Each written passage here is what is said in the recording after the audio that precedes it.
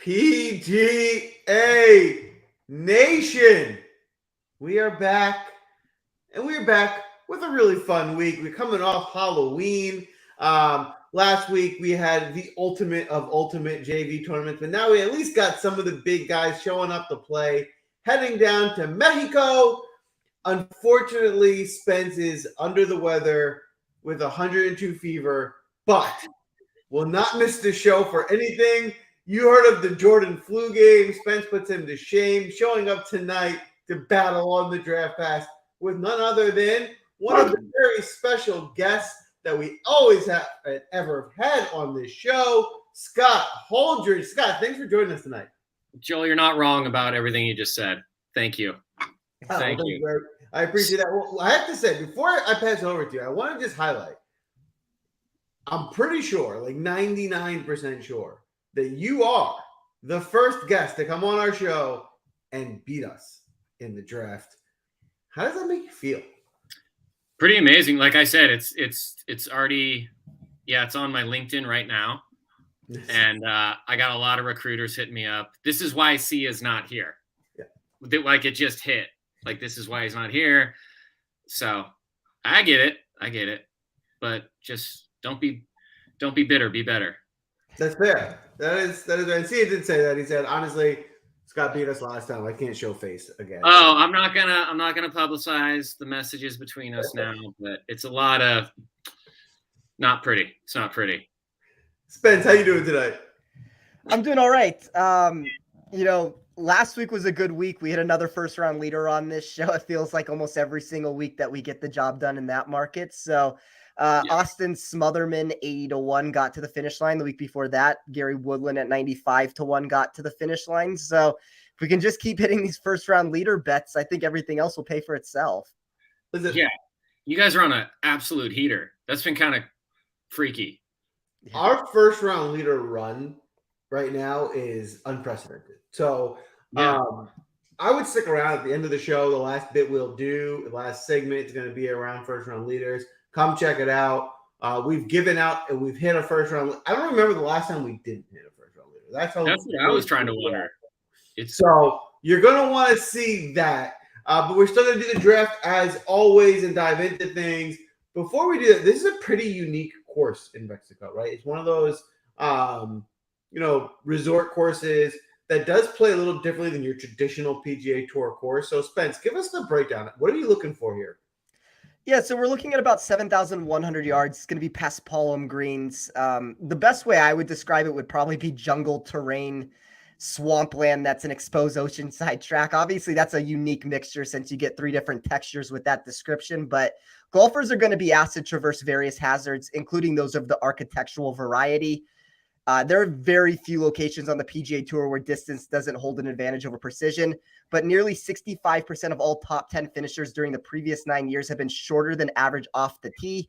It's not to say that distance is a negative, but accuracy players will see a boost. One of the reasons for that has to do with players clubbing down to avoid the plethora of hazards that come into play. While the rough is virtually non-existent, the misses quickly increase scores if you land in the jungle or water with your opening tee shot. We've gotten winning scores of around 20 under par during most iterations of the contest, but I want to emphasize the possibility that this turns ugly for everybody in the field. That point gets enhanced when we dive deeper into the metrics of the track ranking top 10 on tour every season in birdie or better percentage, but also double bogey or worse rate. So essentially, players are going to make birdies, but mistakes are going to come into play if players spray balls off the tee. Golfers can start to feel as if they are trapped in a tiny bubble once things begin to go wrong. You will hear this probably about 10 times as frequently as you ever will on the surface of the course, but it's Paspalum greens. I know that's something different that we don't always get. I'm not going to put a big emphasis in my model for that reason. The one thing I will look at is so essentially the stimp meter is 10 to 11. And for anybody that doesn't know what that means, that's extremely slow. So putting is going to be at like an all-time slow rate. And the reason why they do that is they try to keep the surface pristine for the grounds crew if winds do play a factor. But, it's another week without statistical data that we can look at from a historical perspective. I never like these tournaments when we don't have stat tracker present. It ruins the in-tournament betting perspective. I think it's okay from a pre-tournament aspect because at least I can reformulate, or anybody can reformulate thoughts that they have, but it's difficult from an in-tournament perspective because we don't know what somebody's doing or how they're gaining the strokes. It makes it challenging, but I mean, I guess overall the best answer to that would be golfers that can find fairways off the tee and pinpoint their irons from a shorter proximity range. That's probably what you're looking for this week.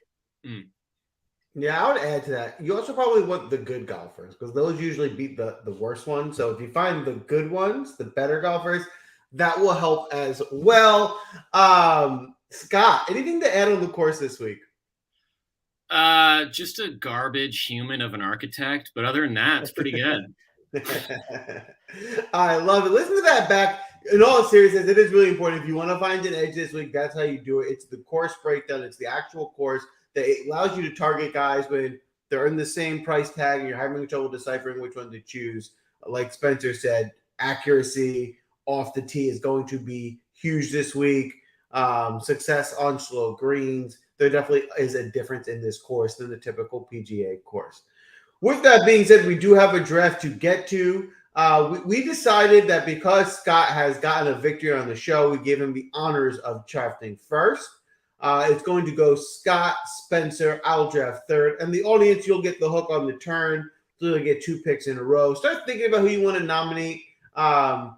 See, it's going to be in the chat as we already see him. See it. Thanks for stopping by. He'll probably help you draft as well, but start getting in there early. Get your nominations in as quickly as possible when I am up so we can keep this draft moving. I'm going to pull the draft board up now.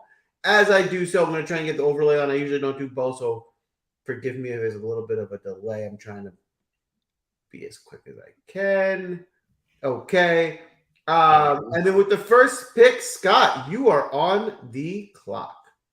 Okay, first one out the gate. I'm good going starting low and then seeing what you guys do to see what's left up top is kind of my strategy. And as a former winner, you might want to tail that. But this one's kind of a funky pick. I'm obviously using the DFS ranking wizard by one of my dear friends, Spence. Always my first click of the week. And player that stuck out to me was Molinari. Gonna be low owned. He's at 7,400. But something that stuck out was his irons have gotten really a lot better over the last 24. And he's an around the green stud. He always has been. He's not going to wow you, but just an overall solid game. Great on pretty much every aspect of a par 4. What else was stuck out? Yeah, just a good play. Proximity is not going to blow you away, but 150 to 200, he's kind of in the middle of the road. But if he makes a cut, I wouldn't be surprised. He's got the pedigree. He's got the history of Ryder Cup or major champion. And I just kind of figured he's going to get overshadowed by a lot of the new toys in that range. And I figured I'd lead off with that. I like it. He certainly has the upside, right? If you want to start with value and find your guy, does seem like it should be a good course fit. I think it's a good, interesting route to take with that one. Spence, how about you? Who are you looking at here with the second pick? Well, I'll give a shameless plug to Jason Day for a second without taking him. So I was talking to Nick Bretwish, and he likes Francesco Molinari this week also. And one of the things that we were pointing out is any time that you have a player we can call Molinari, Day, all these players, they're former major championship winners that for whatever reason have maybe hit the wrong side of what we expect from them to do. We know that when they put it together that they have win equity that are above guys in this range. I think Molinari at 7,400 is almost one of those spots where if you want to close your eyes and hope that you're going to get right with it, at 1%, that's what you're looking for. Like in GPP contests, you want the low owned guys that we know have win equity to them. So I think it's a savvy play. Like, I don't know what to expect from him. He might miss the cut. Exactly. But we also know that if he puts it together, he has top 10 equity and potentially win potential that can come into play. So I like that play a lot. With my first selection, I guess I'm going to go different than what I was planning to do. And I'm going to go to the very top of the board. And I am going to take Scotty Scheffler at 11,400. And one of the things that I like about Scheffler this week is when you look at his putting, obviously it's been horrible. Like that's going to be something that's going to be a red flag no matter how you want to look at it. But I think the slower surface is a good thing. Any time that you get these slow surfaces, it should naturally enhance some of the putting. We know that the surface is also going to be very soft from all the rain that's coming into play. That doesn't mean that all of a sudden somebody like Scheffler starts making putts, but we've seen Hovland go back-to-back winning this tournament because you do have a pristine surface. Like around the green games are very easy here. Everything is kind of a clean lie. The putting surface is very pristine with the way the ball rolls. So if you're telling me that Scheffler is actually playing really good golf right now, and the putter has just gone south for whatever reason, which has been known to happen to all these big top-end guys, give me the guy that I think is, I mean, maybe there's one player that would be a better iron player if you want to get technical with it, but I don't think that there's very many players in this field that have more high-end upside than Scottie Scheffler has. And I mean, 11,400, if it means that we're going to get a reduction in ownership, which is kind of what I see right now, he seems to be the lowest owned of anybody over 10,000. And by the way, I think Scott has a really good mentality with the way he's taking this too. If you take the top, what is that? The top 6 guys, 10,000 or above, they're all inside the top 6 for me. So I don't think you can necessarily go wrong. But if my model is saying that Scottie Scheffler is the best high-end play and he was substantially the best high-end play, I'm going to try to take my advantage there. And maybe that ends up being the wrong route with it. But I think you can't really go wrong with any of those guys.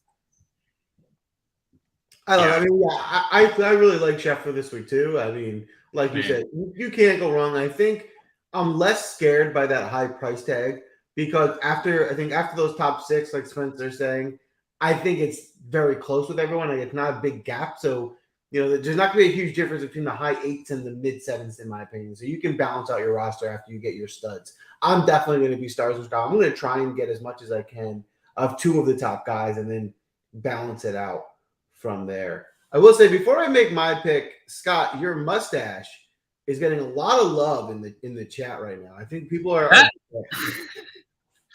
Thank you, Sally. I can tell you've been working hard to grow that thing out. So focus, a lot of meditating, a lot of awareness, mindset. It's a commitment. It's actually funny. My pops always had one, and I like did it as a joke when I was shaving my beard, and then just like took a picture and sent it to like a band I play with and the lady, and then just shaved it. And then everyone tweeted back like, "Oh, you should keep it." And I like already shaved it, but I was like, "Oh, I thought you guys were just gonna roast me for the rest of my life." But now I figure I can share it with the public. So thank you. So now it's a permanent stash. We'll see. We'll see. Okay. It depends on how I do this week. It's more of a rally stash. It's a streak. Yeah. That's fair. Well, unfortunately, if that's the case, it's probably going to be shaved because I'm taking you down. Is that right? That's going to happen. Is that correct? Oh, okay. Mm-hmm. I'm going with my boy, right? I am a golfer who I am currently in love with his form. Now, the first reaction is going to be I'm paying a steep price for him, and I am. And he's probably overpriced. But I love him so much. I just think this course makes sense for him. He's playing so well. I'm going back to my boy, Tom Hoge.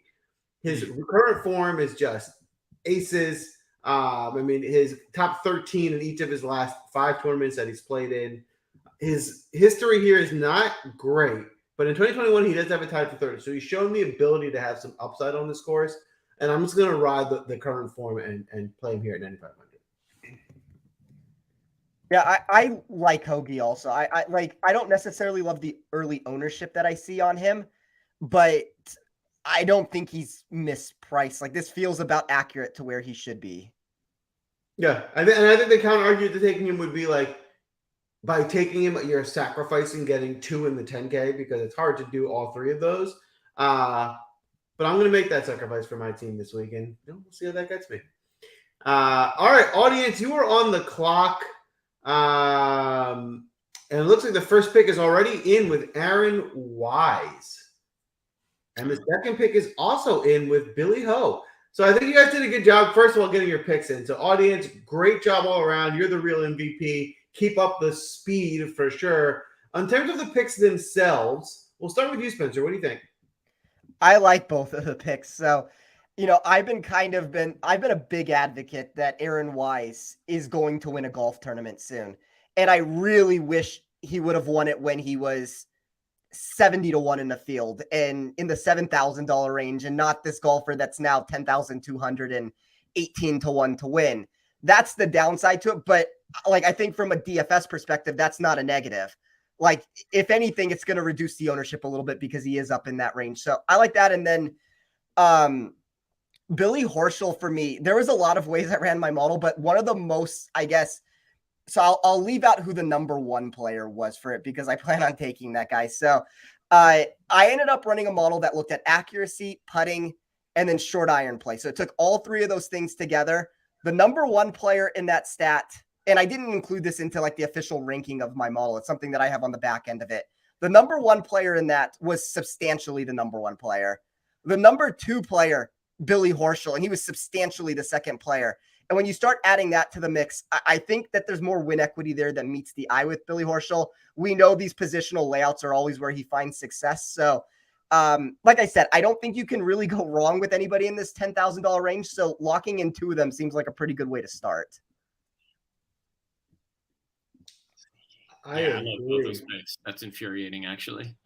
Yeah, that definitely like has to at least affect your strategy a little bit because those are the two most, I mean, I guess price-wise, I mean, they're the two cheapest ones that would be easy for you to fill in, Scott. Yeah. Were you guys thinking when you saw that come out at Aaron Wise at 10-2, was that sort of, oh, that fits and makes sense? Or were you like, I don't know?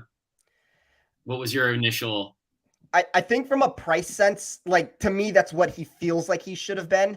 Like my model thought he was the fourth best player in this field. So what is that? He's the fifth best in the price. So it kind of feels accurate there. I was more discouraged with the 18-1 number. I was hoping like selfishly I could find him at 30-35-1 still. And maybe that was just dreaming of something that wasn't going to happen. Same. Yeah, my initial instinct was that it was too much, but the more I looked at it, the more I was like, in this tournament, I think that actually it probably makes sense. Yeah. Well done, audience. You're super annoying. All right, I'm going to go ahead with my I'm going to take another, I think it's a riskier play because the results just haven't been there with him, but I just really like this course fit. I think this is a good spot. And I'm just going to hope that, he drains some putts and this is a good week for him. I'm going to go ahead and take Aaron Rai. The reason I really like Aaron Rai this week is because he's going to grade out as one of the most accurate guys off the tee. In terms of finding his spots on this course where you need to, he's going to be able to do so. So if he can just follow that up and, have a good short week and make some putts, I think he can really go have a good result this week. And at 7,600, I'm getting a good value. So I feel good about the price here on him. Yeah, I'll just very quickly throw it out there. And then, sorry, I didn't mean to cut you off, Scotty. No, it's fine. I have a head-to-head bet of Aaron Rai minus 110 over Robbie Shelton this week. So I kind of like the mentality that you're going with there, Joel. Oh, thank you. That's a good play. I think Rai had so much steam last week that if just kind of the classic cliche of if you were on him last week and he didn't pan out, like stick with him this week. I think this is even a better fit for him, even though it's like insanely better field, but he might be underrated. I think a good outright pick, to be honest. Yeah. And he's super versatile. I think the narrative on him is he's kind of the tough guy course, like almost had it at the Farmers, but I think he's way more versatile than people think. Like he can play in Birdie Fest. He can play in tough tournaments. So I think it's a good pick. Well, thank you. I appreciate that. All right, Spence, you're back on the clock. So I'm going to go with the player that was number one in that statistic that I just rattled off with Billy Horschel being second. And so the number one player there was Brendan Todd at 9,000. And, if we look at course history, yes, Victor Hovland going back-to-back is going to be the most impressive thing that you can find. But Todd, 11th, 8th, and 1st in his past 3 attempts at this course. I'm not a course history person. That's not something that usually will weigh into my model, but he's 8th from an overall sense. He's 9th for upside. He's 7th for safety. That safety is what's taking into account the course history there. And then when we just look at like the numbers across the board, so weighted par 4 scoring, he's 6th. He's 17th when it takes overall birdie or better percentage and overall bogey avoidance, or I guess it would be double bogey or worse avoidance there. Now, Todd is not known as a prolific birdie maker, at least by my model's sense of what it asks of it. But he still ranks 17th when I added both of those two things together. He's 4th for driving accuracy. We know accuracy is always going to be a positive, But the biggest takeaway for me is he was 18th for weighted proximity, which is how I reran my data to try to fit this course. And Brendan Todd is not some great iron player. So I think when you say he's a top 20 weighted proximity player for this specific course, that explains why he's finding success here. It's like he's finding fairways, and then on top of it, he's also taking advantage of his irons. And then on top of that, he's making putts. So it's like he's bringing the ultimate triumvirate of those three stats together and putting them into one. And I think that's why, like, we've seen 3 top 11 finishes from him. I think that totally makes sense. I'll be honest with you. I'm a little disappointed. I was planning to take that. I didn't think he'd go this early. I thought I was going to be able to sneak him in my next couple of picks. So disappointed that you stole him, but I think it's a great pick. I can definitely support it. I know. I'm getting actually kind of. I came in a little cocky, and now I feel like I might have to shave the mustache after this week. And I'm not joking. Like, I felt myself kind of go, oh no. So yeah, you guys aren't messing around as usual. Love it. All right, Scott, you are on the clock. Back to me. Okay, so still going. I'm going with kind of Molinari 2.0. I'm going with Svensson, who's 7,100, but the thing I love about him is a short course. He's gonna crush it here. He has experience here, and the thing I noticed with this tournament is I'm also not huge on course history, but just as long as you have some history, because I think we saw Hovland miss 2 cuts back to back, and then he won back to back. So I think as long as you have played here and you just have a feel for it, like the pass palm, all that stuff, things you might not be used to. And Svensson, not the best history, but he's got some experience here. And then his proximities are pretty awesome, especially on par 4s. Everything from like 175 to 100, I think, is all really good. He's a par 3 killer. Hopefully going to stay low owned, but I think that's just an amazing second pick. I don't know. Yeah, he's 6th in my model for weighted par 4 proximity. He's 19th in overall weighted proximity. Both of those numbers are well above his expectation on a normal course. And right. And I think, Scott, you bring up a good point there in general. Like, this tournament, more than most of them, I want to be careful of how I say this, but like, course history does somewhat matter here. And it matters to the way that Scott explained it. Paspalum greens are different. This slow of a surface is different. It doesn't mean that you need to necessarily, now, if you've played it 5 times and you've missed the cut all 5 times, right, maybe I would be a little bit more worried based off of that. But if you have some experience, it does take getting used to on it. I think it's a positive. Like, what has he come? He's come 40. So he missed the cut in 2018 and he came 45th in 2021. Maybe it's just a fluke that's the, he got a little bit better there. But if we're going to keep saying that that's going to be what makes you better is playing this course, I think it makes a lot of sense at 7,100. And he was a player that I was considering, because I'm going to need a lot of these like low $7,000, high $6,000 golfers. And he was probably one of my favorite options down in that group. I love it. I like the pick too. I agree. I think once you, in terms of the guys like under the 74 or 500 range, and you're looking for value, for me, I agree. Svensson's one of my favorite plays in the value set.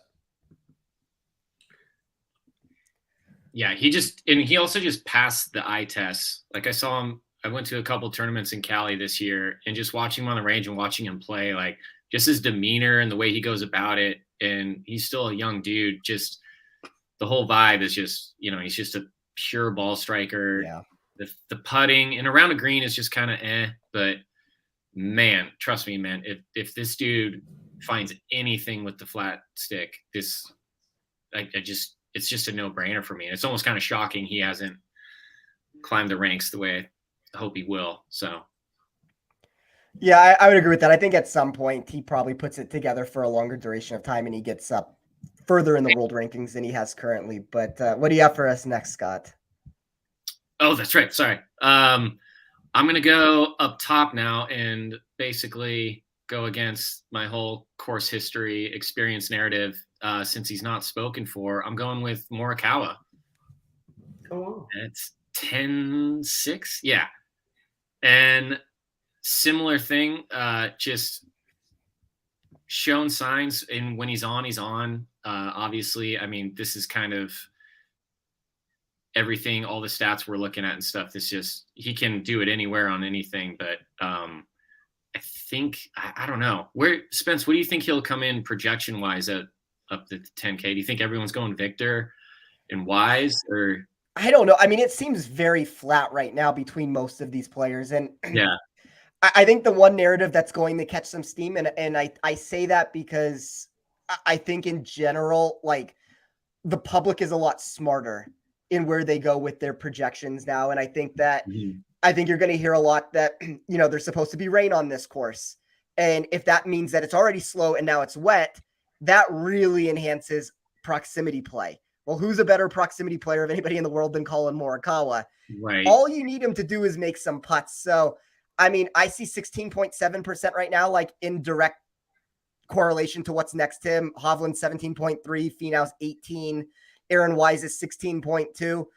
I think Morikawa probably has the best value of anybody in this range if he's going to be 16%, because I think his win equity is higher than anybody who's not named Scotty Scheffler. So, I mean, like, if I didn't go Scheffler with my first pick, I probably would have taken a very similar route that when you did, go to the bottom, get my value, and then go back up and get Morikawa. Yeah. The narrative I'll run with Morikawa too to think about is obviously the one thing you need to make some putts. His putting's been atrocious. But if you want to think of it as like, this is a completely different type of surface than we're used to. It's going to be super slow. That probably should only help him, right? It should neutralize him to the rest of the field. So if the putter can be neutralized and he can still, you know, he's going to be an elite ball striker and everything else, this could be a good spot for him. Yeah, and you see it like with my 2-year baseline number. So he's 88th in putting on just any random course. He's 53rd on these slower courses. 53rd isn't so incredible, but when you have Colin Morikawa's accuracy and his ball striking in general, like, that's incredible. If you were to tell me Colin Morikawa finishes anywhere near the top 40 or 50 in putting this week, I legitimately think he can win the tournament by just doing that. For sure. Yeah. That's what I'm banking on. Yeah. Agreed. All right, Spence, who are you looking at here with your third pick? This might be getting too aggressive with it. I mean, this is a player that has not found much success, and maybe this is Right. like, so this golfer has come 80th, which is a miscut, 30th in 2020, 72nd in 2019, 68th in 2018. I'm just going to say that the recent form that he's bringing is a lot better than any of that. It's a golfer that I always like. I'm going to take Brian Harman at 8,900. Yeah. I don't know how that's going to allow me to finish out this build. I think I'm in now the $6,000 range for the rest of my golfers, and I haven't exactly tried to build lineups going down into this range. So this might be too aggressive of a route I've taken, but I really like Harman's par 4 scoring ability here. I really like his accuracy. I think the putting is good. You know, I don't know exactly what to expect, but it's a very similar thing in a different way than what I said about Molinari. Molinari is a former major winner, so I don't want to make like that direct comparison. But Harman, to me, is a golfer with more upside if he's only going to be like 6 or 7% than some of these players that are priced near him that are going to be double the ownership. Like, that's kind of what I'm always looking for. Sure, there's going to be volatility there, but I kind of think Harman is a top 10 upside play in this tournament.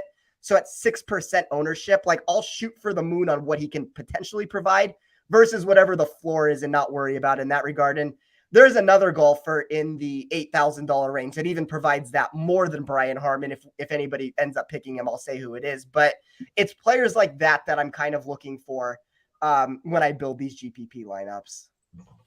Yeah, I think that totally makes sense. I like Vic. I always like Brian Harman. He's kind of one of my guys that I like to go to. Is this a good spot for him? It should be, right? I think that short course type of narrative should suit him. All right, I'm gonna go ahead here and I'm gonna try to be strategic because there's a few guys I'm eyeing. So I want to take a guy that I would probably be more in the price range where the audience will be taking. So yeah, I'm gonna go ahead and take Hayden Buckley. I like the way his current form is. I think there should be a good course fit for him. And again, I guess the same thing I'm saying here as what I said earlier in the show. Here is a guy that I feel like he could have been low to mid 8s, and I wouldn't have batted an eye. So I feel like I'm getting a similar value of my mid tier, but I'll even save a little bit of salary by paying $7,500. And keep in mind with Hayden Buckley, he's not just pairing. I mean, he is taking really good recent form. In his last 3 outings, he's got 3 top 20s, and he's a guy that's super accurate off the tee. He's going to hit really good on approach. We are going to need him to make some putts this week. And I don't love that his ownership I'm looking at is about 15%, which for him is a little bit high, but he does have that profile of the golfer I'm looking for. Yeah, I think you could directly compare him to, I mean, I guess Sebastian Munoz. Like you could have flipped those two in price, and I could see Hayden Buckley being like 7,900. Yeah, agreed. All right, audience, you are on the clock. I love we already got some nominations in, getting this train started early. See Soldier Boy, while is very favorable, not in the tournament, didn't make it the trip out to Mexico, so that nomination is not valid. Please only double the guys that were actually in the tournament, which would be Adam Long and Joel Dahman so far. Lee Hodges, some good nominations. So we're gonna need you guys to come to an agreement. But while the audience is getting their nominations and picks in, Scott, what about you? Are you on Hayden Buckley this week? I think I don't know. I think for me, I've overthought it too much, and I think for me, I was just trying to get too cute, and I think that might just be a gut feel. But I'm off Buckley. I'm off Buckley. Off. Okay. All yeah. right. How about you boys? Well, I hope that he makes you regret that decision.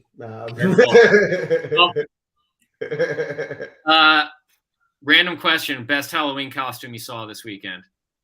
Oh, wow. Or favorite, or most original? Okay. I don't know if I have a great one, to be honest. I didn't really see that many costumes. How about you, Spence? Did you see anything that stood out? No, I'm trying to think if I saw anything on Twitter that was original, but nothing that I can think of. What a disappointment. I mean, I guess one guy stopped at my house. He had the Tropics jersey on. That was pretty good. I'll give that. Oh, nice. I'll give him the win. That's an underrated Farrell flick. It is. It's a good, and especially if you're drunk and like playing into the character, it works. Oh yeah. It works. All right. It looks like the picks are in. If we're going to make fun of myself and say that Soldier Boy meant you, I'm gonna count it. I'm gonna count you. It seems questionable. This feels like this could be a Decky gate. I'm gonna give it. Here we go. You is in. I'm sticking with it. If you don't like it, you should have been more cohesive as a unit. So you is the first pick. Spence, what do you think about that pick? I mean, it's unfortunate. That's probably a name I was considering. There's only so many players in the $6,000 range that I love. And he's a golfer at the end of the day where I think we could look back in 4 or 5 months and realize that this is not where he should have been priced. Like only time will tell on that, but he looks really good early in his career on the PGA Tour, 3rd at the Bermuda Championship, 37th at the Shriners, 19th at the Sanderson. That doesn't sound like a golfer that should be 6,900 in this field. I would agree. I think for the price that you're getting, I think he's one of the better value plays on the board. And the second pick is going to be Joel Dahman. Scott, what do you think about Joel Dahman this week? I couldn't get there. I feel like a lot of people are going to go there, and I think at his price range, I'm not going to eat that ownership that low. But I mean, this is kind of a perfect fit for him. What is that early ownership number that we're looking at? I see 11.8%, which would make him the 15th highest owned player. I mean, come on, Joel Dahman. I mean, I get it. He's great on Twitter, but I'm not. Yeah. I mean, he does have a great name, but I would agree it's probably a little too much ownership for this week. So I'm probably with you on that one. All right, for me, I'm going to go ahead. I'm glad that this guy lasted to me. I am very happy that I am going to be able to steal Tony Finau. Tony Finau is, as much upside as anyone in the tournament. at 10-4. I'm okay with that price tag. I certainly think he can run away and win the tournament. I was strategically waiting to take my upper priced guy because there's a few guys I was fine with falling to me. But if I'm being honest, I think Tony Finau was my number one guy that I wanted. So it all worked out in my favor. Congratulations on that. Thank you. Spencer, you have one of the best deliveries. I love it. It's so good. All right, Spencer, you're on the clock.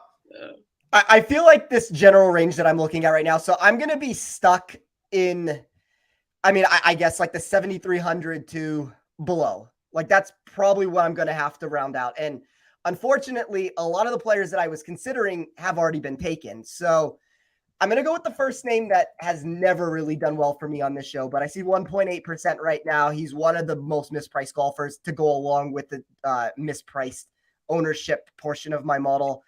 I'm going to hope that, like, for all the reasons why we said that somebody like Morikawa or Scheffler might putt better, and I know this is a different caliber of player, I'm going to take Lucas Glover and trust the ball striking at 6,700 at 1.8%.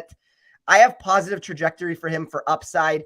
I considered a head-to-head bet with him over Garrick Higgo. That ended up moving. So that was a minus 120 price that I liked. That moved up to like minus 150 before I could actually release an article on it. So it's not going to be a play that I release, but I like that there's at least money that's coming in on him at this price tag. And, you know, it's kind of slim pickings down here. There's other names that I certainly could consider too. Like I'll throw out some players like a name like John Hutt. He also has upside to him, but I'm going to go with Glover just because I think he's like actually presented that upside more than a name like John Hutt has.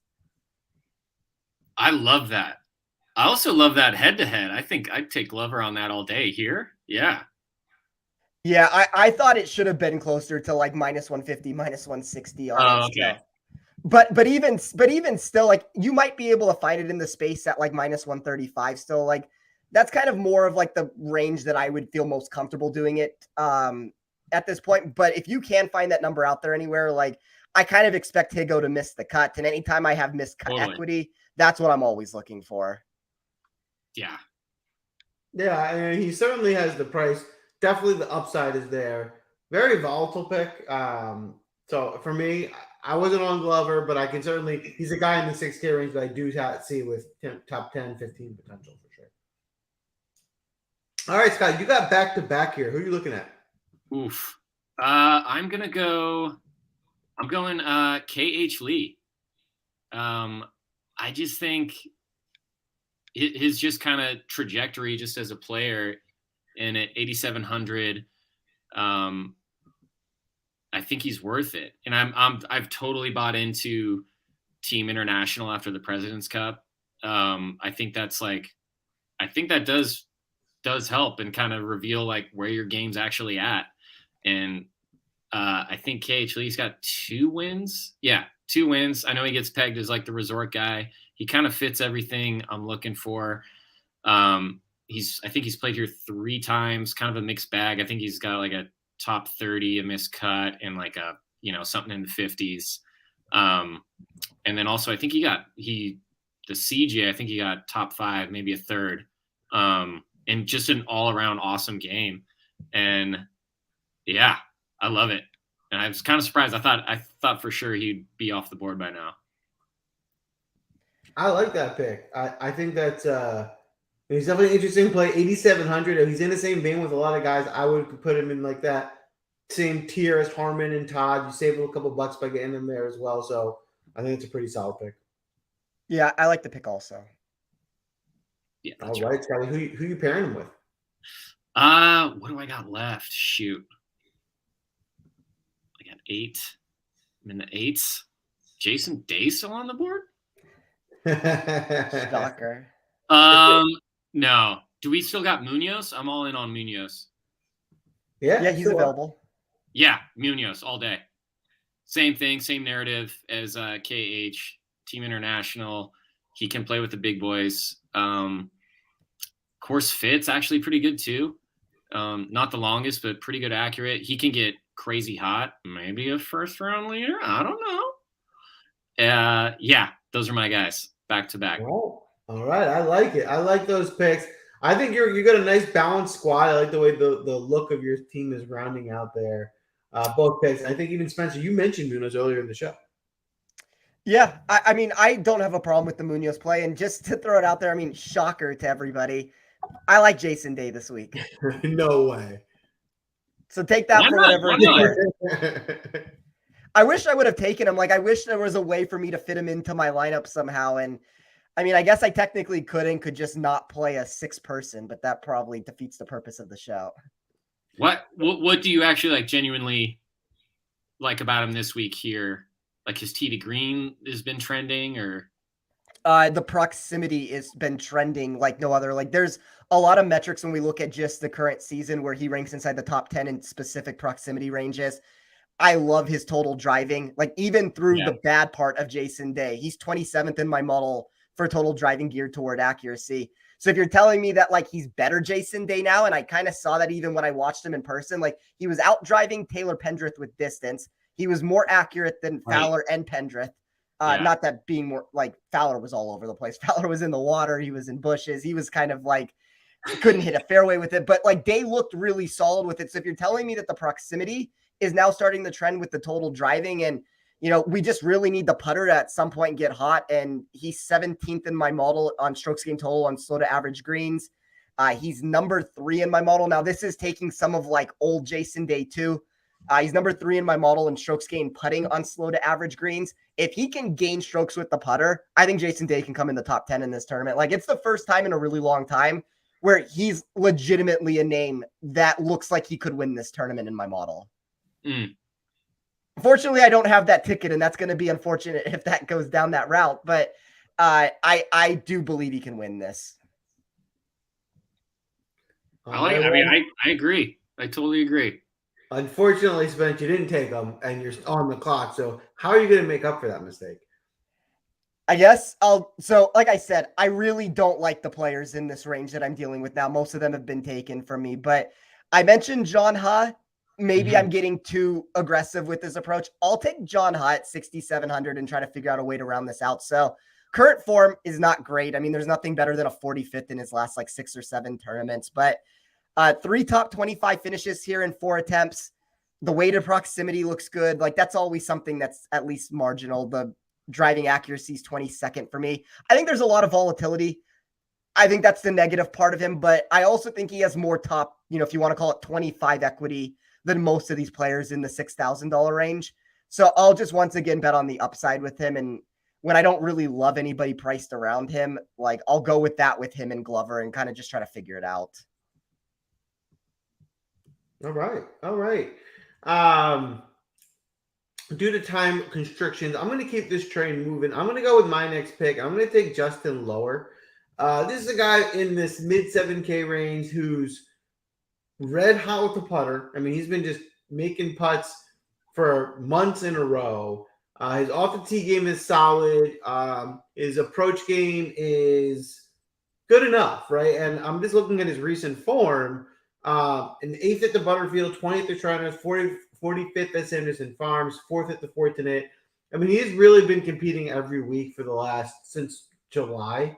I'm just going to carry that form into what is a weaker tournament. Again, if he makes some more putts this week and keep that putter alive, I think he should certainly compete. Sure. I don't have a problem with that. All right. Audience, you are on the clock. You got 2 more to go. I want you guys to get your nominations in quickly. While you're doing so and working through that, I'll talk back to you, Scott. Any thoughts on either of the John Hutt picks or Justin Lower? I like the Ha pick, actually. I think, let me pull up. He had some stats that were sticking out to me. Spence, feel free to help me out here with this. I mean, I would like, to me, what stuck out the most was the weighted proximity. He's 5th. He's 4th in weighted par 4 proximity. He's also 10th in that category that I didn't officially run, which was the accuracy putting plus short iron proximity. Like that's encouraging for me on a $6,000 golfer that isn't like so exponentially owned compared to everybody else. 4% is fine. Yeah, I think the thing that stuck out to me for him was his recent form's been pretty bad, but he's kind of a top 20 guy here for some reason. Yeah. And at 67, that's kind of, I'd be interested to see how his ownership goes towards the end of the week. But yeah, proximity is insane. Yeah. Good call. Yeah, and don't forget to check us out on Wednesday. Steven, Sicily Kid, puts out an ownership article, which is one of the more accurate in the business. So you can check that out. Get an update on ownership before you lock your lineups in Wednesday night.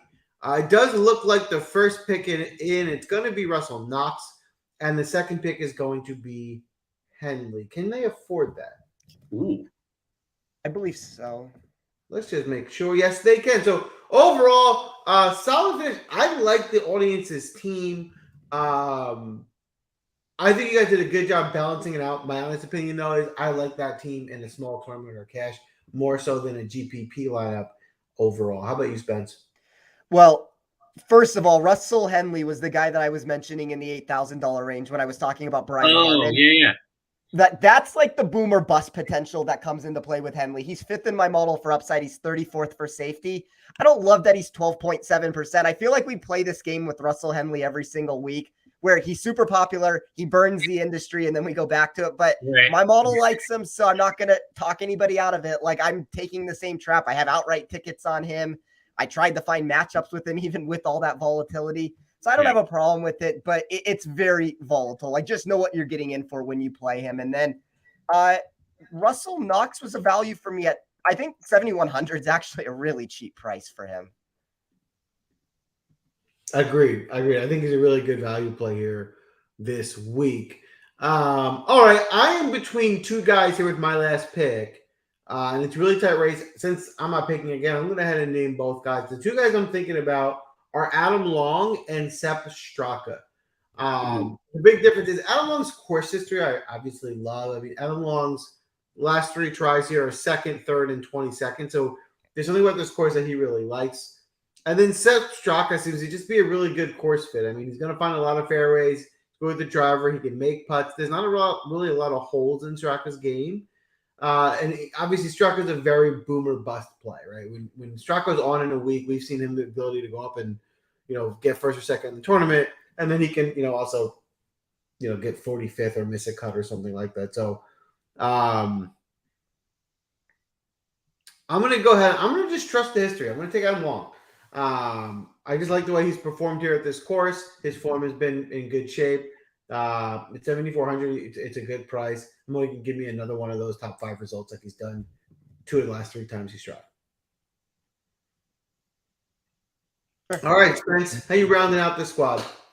All right, so for me, it came down to a couple options that I was considering. I'll name everybody also. So JJ Spawn at 7,300, Chris Kirk at 7,200, and then Russell Knox would have been in consideration for me.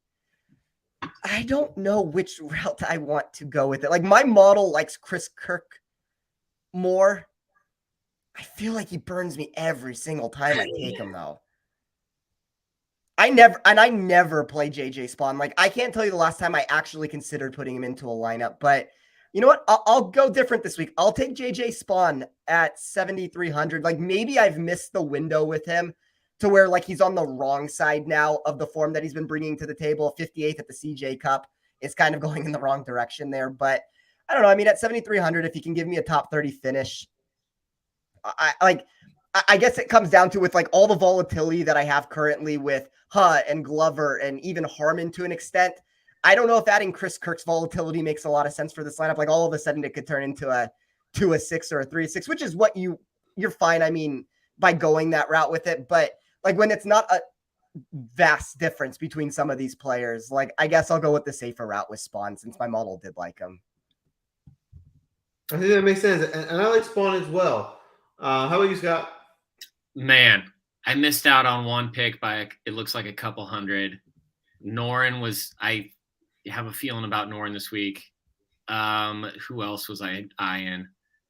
Davis Riley, just for why not? And then Chris Kirk too. But I think I'm gonna get even funkier and go Potty Moddy Lad.